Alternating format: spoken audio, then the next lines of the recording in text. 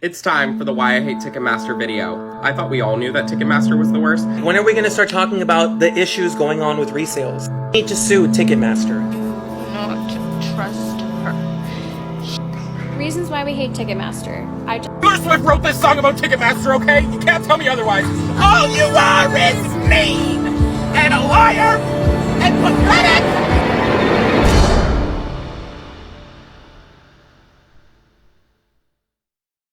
Today, we're going to expose Ticketmaster, because if there's one company that needs exposing more than any other in this world right now, it is Ticketmaster. Everybody hates Ticketmaster, and yet regardless of this, we continue to use their services, and I am just as guilty as this as anyone else. And it's not just us consumers, people who work for Ticketmaster hate Ticketmaster. The artists who run their tours through Ticketmaster dislike Ticketmaster. So why do we let this happen? Why do we let this slip? And is there anything we can do about it? Yes. Yes, there is, because I've dived deep into the history of Ticketmaster to find out why they are so terrible and what we can do about it. And I've got some very interesting findings that I'm going to share completely with you. First and foremost, we need to understand who we're actually hating on here. Where do we direct our hate? Is it Ticketmaster? Or is it the person that owns Ticketmaster, who does own Ticketmaster, who can make changes to Ticketmaster? Well, for that, we need to look into a very brief history of Ticketmaster so we can fully understand the ins and outs on how this came about. In 1976, a computer programmer named Peter Gadwa and a box office specialist named Albert Leffler started a small software company that licensed ticketing systems to retail outlets and universities to sell paper tickets to event goers. This was the start of Ticketmaster. Basically, a bunch of universities, and they sold systems where they could operate paper tickets. Very humble beginnings. At the time, the main ticketing service in America was a company called Ticketron. Through aggressive marketing and incentives paid to venues for relying on Ticketmaster, Ticketmaster was able to overtake Ticketron, and by the mid-1980s, it became a major player with deals in more than 90 cities around the United States. Ticketmaster grown exponentially through their aggressive marketing strategies. Then we get to 1993, when an interesting change occurs within the Ticketmaster company. Microsoft's co-founder, a man named Paul Allen, acquired 80% of Ticketmaster for more than $325 million. Paul Allen's efforts helped transform Ticketmaster from a simple ticketing company into an information technology company to sell tickets online and not only via physical affiliate locations. Basically, what Paul Allen, co-founder of Microsoft, did was come in and said, stop selling these paper tickets, let's start selling tickets online.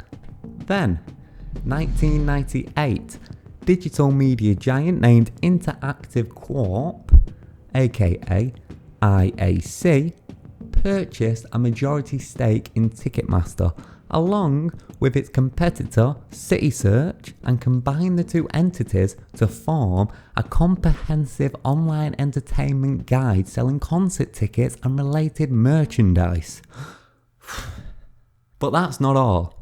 IAC also made other purchases in the ticket selling space, such as Ticketweb in the year 2000 and several smaller players. So what they basically did was they had a lot of money, they bought all these people that sell tickets, all these ticket selling companies, and combined them into one, and decided to go with the name Ticketmaster because it had a better name than CitySearch, and Ticketweb is a pretty crappy name, so why not go with Ticketmaster? But you got to understand at this point that it's made up now. It's no longer this original company that it was. It's now been bought, and it's been bought again, and it's now a merge. It's like it's a pie of plenty of other companies with just Ticketmaster as the name. Then in 2008, things began to get very interesting. Ticketmaster acquired Frontline Management, which was an artist management and representation firm. which gave Ticketmaster exclusive rights to sell concert tickets to frontline talent. So frontline talent represented musical artists, right? Big music artists. They represented people such as Van Halen, Christina Aguilera, Aerosmith, 30 Seconds to Mars, Paris Hilton for some peculiar reason, Neil Diamond and Fleetwood Mac, along with like many others, but these were some of the big names they had. This is like 2008. These are like some of the biggest artists in the world at the time, and they're all managed by Frontline. And now Ticketmaster has exclusive rights. So if you want Aerosmith in your venue, you've got to sell tickets through Ticketmaster. If you want Christina Aguilera to perform at some kind of event, the tickets have to come from Ticketmaster. They own exclusive rights. This whole thing, this massive move that they made, set up a fierce rivalry between what was at this point Ticketmaster Entertainment and a company called Live Nation. Live Nation was a similar company to Ticketmaster. They was the country's largest event promoter. You got tickets on sale, you go to Live Nation. The reason the rivalry was so fierce was because Live Nation was planning to release its own ticketing facilities, and they was also getting into the management thing.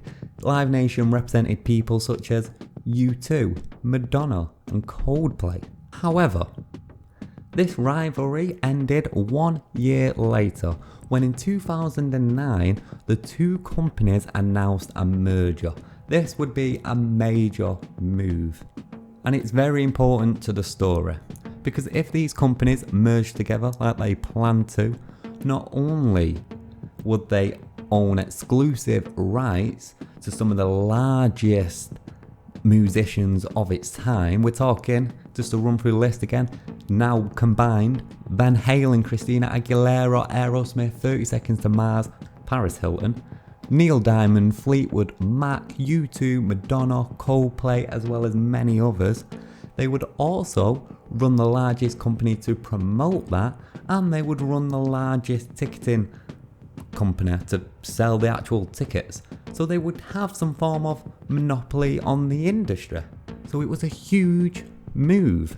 Once they did merge, they became a company called Live Nation Entertainment, which subsequently grew and started to buy up all of the competition, including Festival Ticketer, Frontgate Tickets, and in 2015 a company called Upgraded, which converted physical tickets into digital tickets, as well as blockchain based tokens, and basically anyone who was either competition or within the live entertainment or music industry, they bought them out and then merged them and kind of attached them to their company. They were like, what's that film called? The Blob? Or something, where it's like that big thing and as it moves it kind of absorbs everything that it rolls over. Or just like a, what do you call it, like a snowball. Like a big snowball just rolling down a hill, getting bigger, just crushing everything in its way and becoming this huge unstoppable force. That's what Live Nation Entertainment was. So who do you really hate? Is it Ticketmaster? No, you hate Ticketmaster, but Ticketmaster is not the daddy in this. Ticketmaster is just the company that sells the tickets. It's just a branch from Live Nation Entertainment. And from this tree, there are a lot of branches that are also incorporated with Live Nation Entertainment. You hate Live Nation. They own so many companies that I couldn't possibly name them all. It's best just to go forward thinking that if you are in any way associating yourself with live entertainment, you are probably putting the money into the pockets of Ticketmaster, whether directly or indirectly. So why is this a big problem? Well, big mergers like this, where the competition teams up, is always bad news for us, the consumer. It creates, as I mentioned, a monopoly. And when there's a monopoly, the company can almost always do whatever they want and get away with it because we have no competition to go to. We have nowhere else to, if we want to be involved in whatever that monopoly is, we've got to be involved via them. So how did this happen? How did the monopoly? We know how Ticketmaster started, but how did we let the monopoly happen? Because that is capitalism at its worst, and it sounds like it should be illegal, right? To run a monopoly where you can sell a ticket for £50 and then add an additional £50 worth of fees on top of that, where are the consumer rights in here? Us as the consumer, when do we get a say on what's fair and what's not fair? It shouldn't be illegal. Well, for that, we got to go back to the story. We got to go back to that merger that started this monopoly in the first place. So to avoid power in any industry, to avoid any one person running an entire industry, there are policies in place. Huge mergers like this need to be approved by each country's individual bodies of monopoly fighting committees. The merger between Live Nation and Ticketmaster initially received regulatory approval in Norway and Turkey. They did that pretty snappy, that was in October 2009. However, then we get to the United Kingdom, where the proposal was initially rejected by our own international body of monopoly fighting committees, the non-department public body, which is called the Competition Commission. Now, the Competition Commission is responsible for investigating these large kind of mergers, markets, and any other inquiries related to the regulated industries under the competition law in the United Kingdom. Said law prohibits companies doing things such as price gauging, abusive behaviour by any firm trying to dominate a market, that kind of stuff, monopoly stuff. If they think that you're going to run a monopoly, they say nay. But here's the thing, even though they initially refused the merger, just 2 months later, they had a change of heart and cleared the merger. The Competition Commission provisionally initial findings were that the deal would make it harder for new entrants to break into the ticketing marketplace. The Commission also warned that combining the two major players in the music market could mean the price of tickets went up or result in concert goers receiving poorer services. Bruce Springsteen was actually one of the earliest opponents to the merger, warning that it would create a near monopoly situation. Both Ticketmaster and Live Nation are based in the US, which means the commission cannot block the whole deal. However, it could insist that one or the other of the parties sells its UK operations. So even if we rejected it, it was still going to happen anyway because it's an American company. In rebuttal to these fears that the UK had, Live Nation said, "The recording industry is a shell of its former self. Where the recording industry was once the economic engine of the music business, it is live entertainment that is now the future of the music industry. We believe that the merger will build a more efficient and effective company moving forward, and that working together we will be able to help achieve needed change that will strengthen our flagging music industry." But the Competition Commission warned that the merger could result in lower levels of innovation. Rivals applauded the ruling. Seatwave, which was a UK-based reseller of tickets, claimed it was great for fans. In fact, Seatwave CE, Joe Cohen, said, "Clearly, the Competition Commission believes that more choice in the market leads to lower ticket prices for fans," which heck, it does. So the main takeaway here is that the Competition Commission said no, you can't merge because of these 3 reasons. 1, you're going to stomp out the competition, creating a monopoly, meaning no new company can arise in the industry. 2, you're going to drive up the sales due to not having any competition, meaning consumers will have to pay more for tickets. And 3, you're going to run a crappy service just because you can. But they assured the committee that none of that would ever happen, that they were being overcautious, and they painted this picture of an industry in tatters that they was about to save. The commission let them merge because at the end of the day, like I said, it's an American company, so even if the UK disallowed it, they'll still run a monopoly all over the world as long as America allowed it. So it was America that held the future of this merger in their hands, more specifically the Department of Justice, which is America's version of the Competition Commission. But they also had concerns.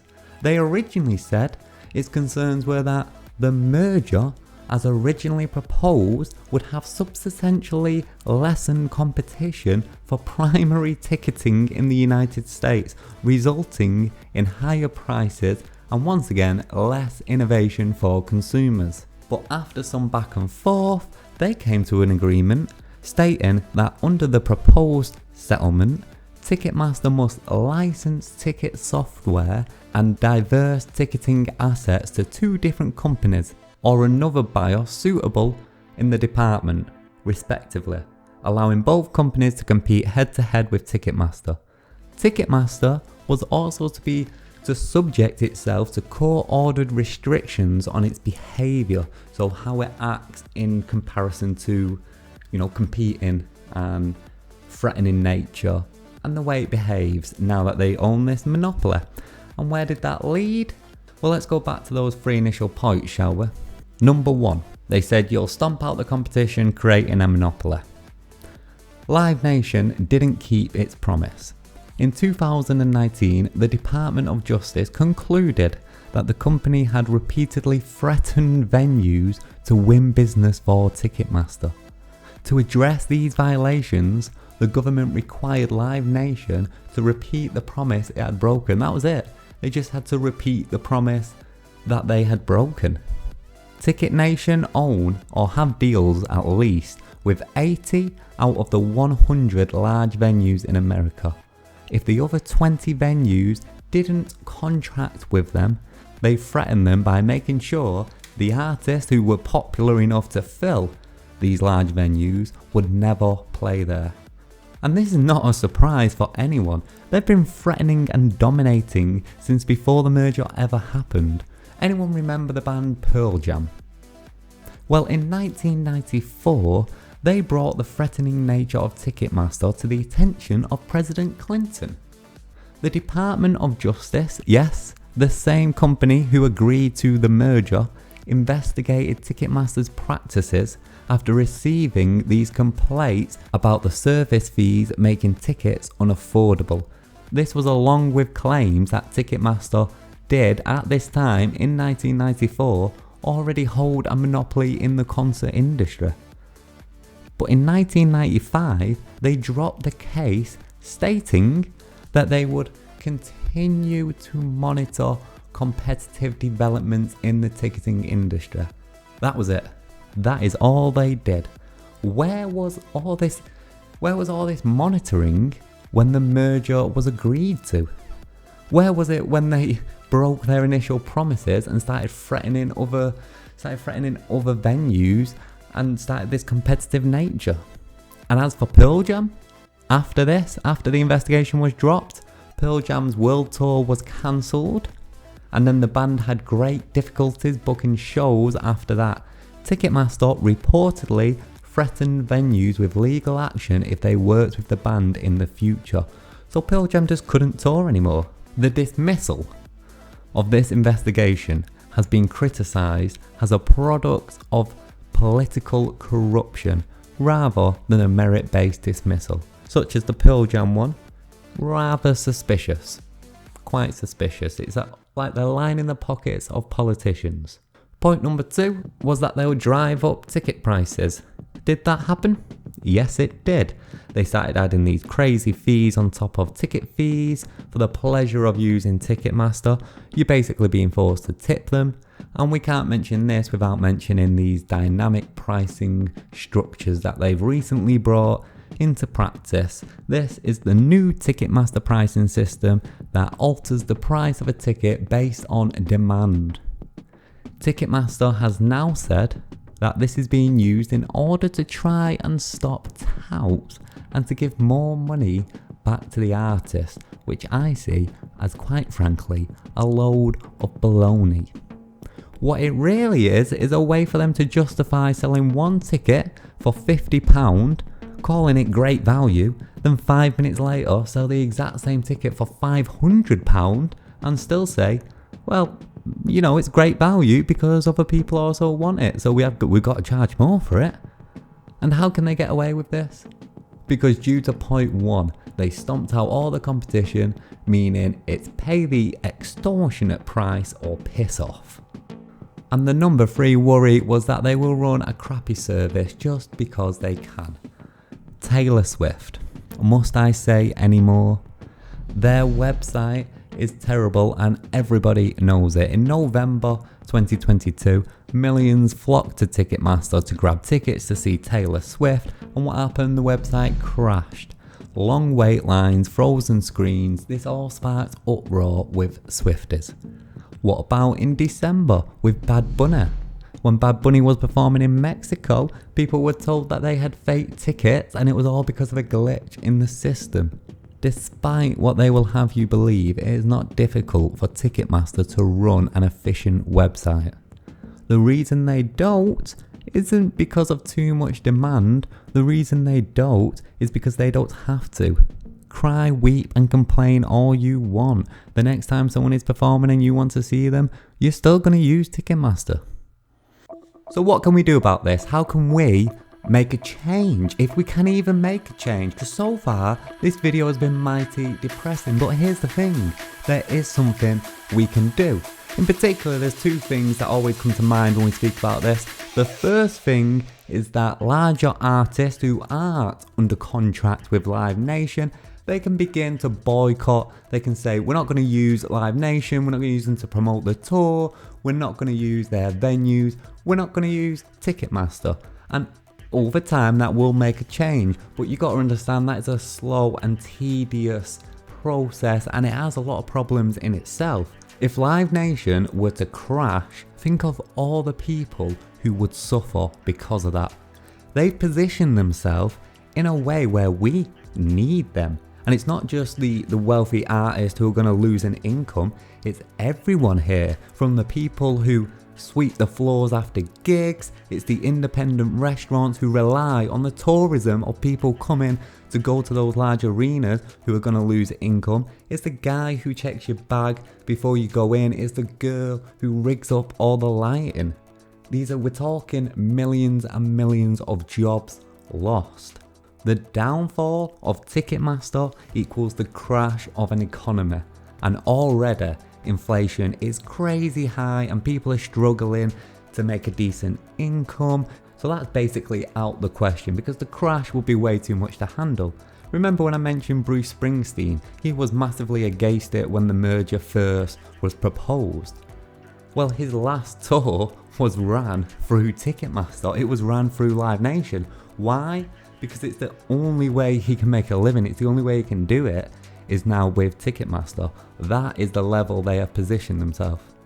That leaves number 2, the one thing that we can actually do to make a difference. The Department of Justice needs to break up this monopoly into smaller pieces. So here's another story for you. In 1909, the US Department of Justice sued Standard Oil under the Sherman Antitrust Act. This was a new thing, it had never been done before, it was the first of its kind. A little bit of a backstory, Standard Oil Company Inc. was an American oil production, transportation, refining and marketing company that operated between the 1870s and 1911. At its height, Standard Oil was the largest oil company in the world, and its success made the co-founder and chairman, John D. Rockefeller, who is a whole nother person that I already want to make a video on, but that's for another day. It made him among the wealthiest Americans of all time. He basically merged the most dominating companies in the oil industry to create one mega company that can control the price of oil, who sells the oil and what the actual value is. Consumers fought against this massively. People actually spoke up and laws were created specifically to end this monopoly, and the law that specifically did it was the Sherman Antitrust Act. This is a case where common Americans spoke up against some of the wealthiest companies in America, this one merged company, and actually won. The US Supreme Court declared that Standard Oil was an unreasonable monopoly under the Sherman Antitrust Act and was ordered to break up into 34 separate companies with different boards of directors. So the one company had to break itself up into 34 different companies. This was massively successful. Afterwards, we saw the wealth of America become more equally distributed. So the top 1%, the most wealthy people in America, they began to lose a little bit of wealth. They didn't become poor, they just lost some of their billions upon billions. But the average American, their salary increased, people could easily make more money than they did before, and they could easily save more money. But along the way, things got lost. I'm not going to get into that too much because this video is already long enough, but basically the 1% didn't appreciate the loss of power and decided to slowly manipulate the market so they could reclaim that power. So back to the story at hand, what needs to happen in the case of Live Nation is they need to be told, no, you merged under the promise that you wouldn't do these things that we've spoke about. You have done these things, and so we're breaking up the merger. Live Nation and Ticketmaster need to be split into two companies, and then all those sub-companies also need to be split into many other companies to allow for competition and to allow for new competition to arise within the industry. That being said, after everything we've learned, we can safely assume that Live Nation is indeed lining the pockets of politicians who are not going to support that to happen. In fact, look into it.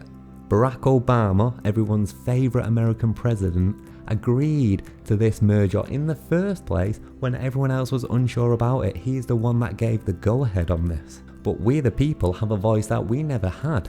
So if we can do this in 1911, before YouTube and before people had rights and voices, we can easily do this again. We've just got to direct our hate to the right place. We need to force their hand. It's like I mentioned at the very start, everyone hates Ticketmaster, but instead of trying to send Ticketmaster emails and complain to their customer service, because their customer service also hate Ticketmaster. So instead of doing all that, you need to direct your hate to the right place. You need to direct your hate to the Department of Justice. When you feel like you've been overcharged, take it to them. And you might think this is difficult and you might think this is an uphill battle, but let me tell you, the spark has already been lit. I mentioned before about the uproar from Swifties in November 2022 when Taylor Swift ran into all this Ticketmaster trouble with a website crashing.